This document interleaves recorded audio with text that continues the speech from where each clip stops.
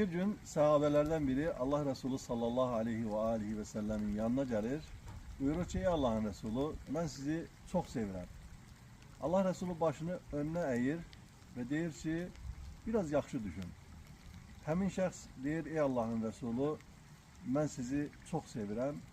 Allah Resulü bu sualı bir de tekrar verir. Üçüncü defede həmin sahabeden cevap aldığı zaman ki, ey Allah'ın Resulü, ben sizi çok sevirəm.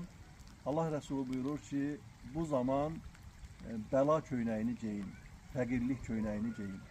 Necə ki, yuxarıdan aşağıya sel gələr, qarşısından nə gəlir, hər şeyi silip süpürüb apararsa, bizi sevənlərə də o cür yoxsulluq, fəqirlik, bəla və müsibət o cür gəlmiş olar. Əziz və dəyərli qardaşlarım, sevgi bir iddiadır. Amma sevgi iddiasının təsdiqi əməl ilə subutdur. Başımıza gelen her ne bela olursa olsun, her ne musibet olsa olsun, bize düşen güzel sabretmektir. Yüce Rabbimiz burada buyurur, Allah sabredenlerle beraberdir, Allah sabredenleri sevir. Eğer biz de iddialıyıq ki, ey Allah'ın Resulü seni sevirəm, bu zaman fəqirlik köynəyini, bəla köynəyini gərək geyinmiş olar.